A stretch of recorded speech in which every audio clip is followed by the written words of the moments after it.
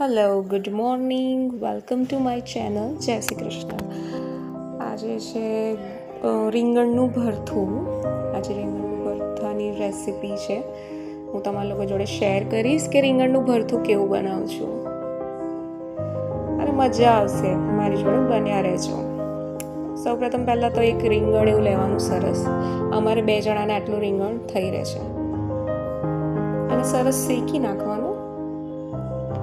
અને પછી થોડુંક ડુંગળી સમારી નાખવાની, જેવી તમારે જોઈતી હોય, ઝીણી ઝીણી યા તો મોટી ગમે તેવી ડુંગળી સમારી શકો છો. ટામેટા થોડા ચોપ કરી દેવાના, લીલા મરચાં,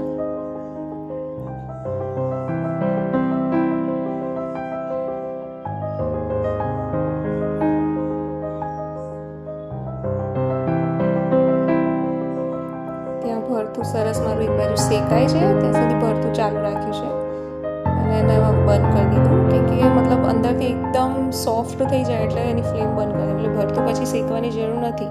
જો ચેક કરવું હોય તો ચક્કુ અંદર નાખીને ચેક કરવાનું કે ભરથું શેકાઈ ગયું છે. જો ચક્કુ ઇઝીલી આર પાર જતું રહે તો બંધ કરી દેવાનું. ગુજરાતી રીંગણ ભરથું તો યાર એટલું કોઈ મોટું રોકેટ સાયન્સ નહીં. પહેલાં મને જ્યારે નહોતું આવડતું તો એવું લાગતું હતું કે યાર ભરથું નામ સાંભળીને જ એવું લાગે કે યાર ભરથું કેવી રીતે બનાવવાનું. મમ્મી મતલબ મારા મમ્મી બહુ સરસ ભરથું બનાવે છે ત્યાં હાલના તારીખમાં પણ જોરદાર. મારા પિયર જો તો મમ્મી જોડે ચોક્કસ કહું છું કે મમ્મી તું બનાવી નહીં યાર. મારા ભાભી છે પણ જોરદાર ભરથું બનાવે છે. તો મતલબ છે જ અમારા કાઠિયાવાડના જોરદાર ભોજન બનાવે છે. તો હવે થોડુંક લસણ લઈ લેવાનું. લસણની 7-8 કળીઓ જેવું તો આપણને લસણ ગમે એવું લસણ લેવાનું. અને આમાં તમે મતલબ લીલું લસણ પણ નાખી શકાય ભરથામાં. લીલું લસણ અત્યારે તો સિઝન છે, મસ્ત લાગે. તમારે નહોતું એટલે મેં તે સૂકું નાખ્યું છે. તો આપણે લીલી ડુંગળી પણ નાખી શકીએ, પણ ફાઇન લાગે ટેસ્ટમાં. બસ એને આવી રીતે ખાંડણી વડે થોડું ખાંડી નાખવાનું લસણ સરસ. ભરથું શેકાઈ ગયું છે મસ્ત. જો એકદમ એની સ્કીન કેવી થઈ ગઈ છે, એકદમ આવી નરમ થઈ જાય ને પછી એને એક વખત કટ કરીને ચેક કરી લેવાનું. એકદમ ગરમ ગરમ ભાપ નીકળે છે અંદરથી, વરાળો યમી. પરફેક્ટ આપણું એકદમ મસ્ત સીજાઈ ગયું છે રીંગણ. અંદરથી પણ પાકું હોવું જોઈએ, કાચું બિલકુલ નહીં રહેવું જોઈએ. એને શાક બિલકુલ સરસ નહીં લાગે. રીંગણનું ભરથું અહીંયા મતલબ કાપી કાઢીને આપણે રીંગણ ભરથાની ઉપરથી આવી રીતે એને એક ફોગ હોય ને ચમચી વડે એને, કાં તો તમે ચક્કુ બી લઈ શકો. હું તો ચક્કાથી બી એને એકદમ કટ કરી દઉં છું. આ જો જ્યાં સુધી જમવાનું બનાવતી હતી ત્યાં સુધી 2 જણાએ ધમાલ મચાવી દીધી હતી. એક બાજુ હું જમવાનું બનાવતી હોય કિચનમાં ને આ 2 જણાનું કંઈક અલગ જ ચાલતું હોય, ધનિષ અને દીપ્તાંશુનું.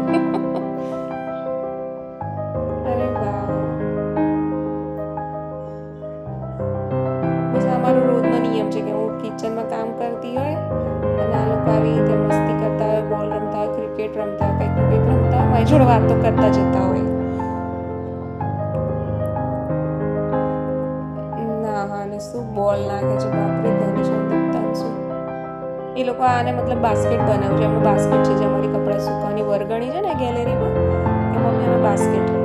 અને જમવાનું થોડું લેટ થઈ ગયું હતું મારાથી, એટલે મમ્મી કે ત્યાં સુધી કે મમ્મી ધનિષને દીપ્તાંશુ કે મમ્મી કંઈક જમવાનું આપી દે. એટલે આજે થોડું સવારે બ્રેકફાસ્ટમાં બન્યા હતા ઈદડા અને ખમણ એવું બન્યું હતું, તે લોકોને આપ્યા હતા. લોકો ત્યાં સુધી નાસ્તો કરે છે. એ મને ચા માંગે છે. મમ્મી ચા નહીં. મેં કીધું બેટા સવાર તો પીધી હતી. હવે એક પેન છે, પેન લેવાનું ને એમાં ડુંગળી અને થોડું જીરું મસ્ત સરસ સાતળી દેવાનું. એકદમ મસ્ત થઈ જાય ને, શેકાઈ જાય એકદમ ગુલાબી કલર. એટલે ડુંગળી તો તમે જેટલી તમને ગમતી હોય કે ભાઈ થોડી બ્રાઉન જેવી રાખવી છે કે થોડી ડાર્ક, કે હું આ રીતની રાખું છું. અને પછી એમાં લસણની પેસ્ટ એડ કરી દેવાની. લસણ પણ અંદર મિક્સ સરસ થઈ જાય એટલે પછી જે આપણે સબ્જી કાપીશું, મતલબ જે કાપી દી ટામેટા મરચાં અને એ બધું એડ કરી દેવાનું. કે ભાઈ તમે લીલી ડુંગળી કાપી હોય તો એ પણ નાખી શકો ભરથામાં રીંગણના, એ બી નાખી દેવાનું. વ્યવસ્થિત એને મિક્સ કરી દઈશું.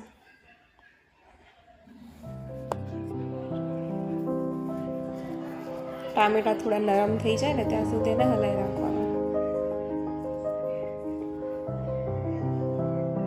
પછી એમાં જરૂર મુજબ મરચું પાવડર, હળદર પાવડર, સોલ્ટ અને મેં થોડો ગરમ મસાલો નાખું છું.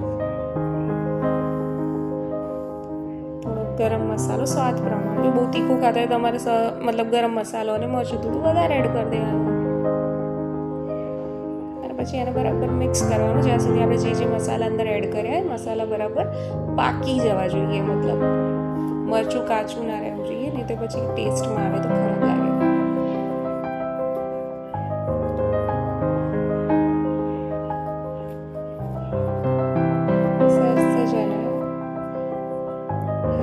જેથી નીચે ચોંટી ના જાય.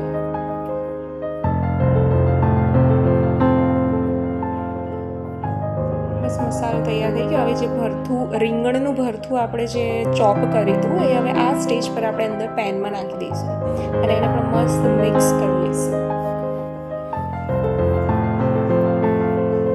એટલું કે રીંગણ ભરતું એવું લાગે નહીં, નામ ખાલી સાંભળવામાં જ એવું લાગે કે ભાઈ ભરથું, પણ એવું કંઈ નહીં. ભરતું બનાવવાનું એકદમ ઇઝી છે. ખાલી ડુંગળી ચોપ બોપ કરો, મસ્ત જે રોટીમાં જે મસાલા અને જે વેજીસ છે એ કાપી નાખો, મસ્ત એને ફ્રાય કરો અને રીંગણ જે ખાલી બાફેલું છે શેક્યું તો આપણે ગેસ પર એની સ્કીન હટાવીને અંદર મિક્સ કરો અને આપણું રીંગણનું ભરથું.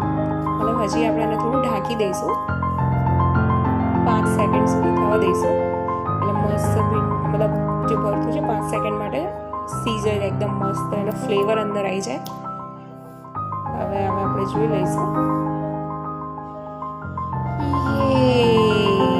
વાવ, મસ્ત કલર આવી ગયો છે ભાઈ ભરથાનો. તો થોડું હલાવી દઈશું ભરથું.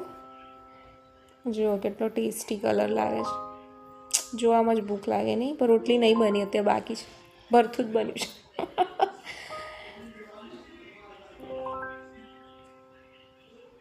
આ રીતનો કલર આવી જાય. આ સ્ટેજ પર જ્યારે ભરતું પહોંચી જાય એટલે સમજી લેવાનું. જો તેલ પણ ઉપરથી કેવું પરપોટા મસ્ત તેલ આમ દેખાય છે કે ભાઈ કૂદે છે તેલ, ત્યારે થોડા ધાણા નાખી દેવાના ને ગેસ બંધ કરી દેવાનો. એટલે ભરતું તૈયાર. ચલો ભરતું જોતા તો ભાઈ મને એકદમ ભૂખ લાગી ગઈ છે. હું અહીંયા ભરતું બંધ કરીશ.